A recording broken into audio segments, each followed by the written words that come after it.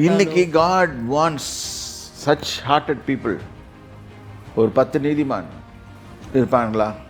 அப்போ இன்டர்செசரி ப்ரேயருக்கு அவன் ரெடியாக இருந்தான், ஆண்டோட பேசுகிறான்.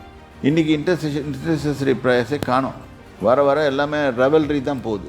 இன்டர்செசரி ஆண்டவரே எங்களுக்கு இறங்கும்.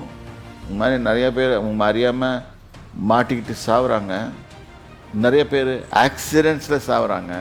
ஆக்சிடெண்ட்டே நடக்கக்கூடாது, இப்படி ஆக்சிடெண்ட்டை காசு பண்ணுற பிசாசை கட்டி போடுங்கன்னு சொல்லி ஜோம் பண்ண மாட்டோமா? சரி, நம்ம அதுக்கு தான் வைக்கப்பட்டிருக்கோம்.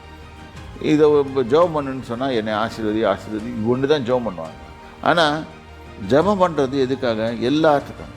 பாவர்ட்டி இருக்குது, ஒவ்வொரு தேசத்துலேயும் பாவர்ட்டி இருக்குது, அவங்களெல்லாம் லிஃப்ட் பண்ணுங்க. நம்ம ஜெபிக்காத கிறிஸ்தவங்க ஜெபிக்காதனால தான் இன்றைக்கி அந்த நிலைமை மாறாமல் இருக்குது.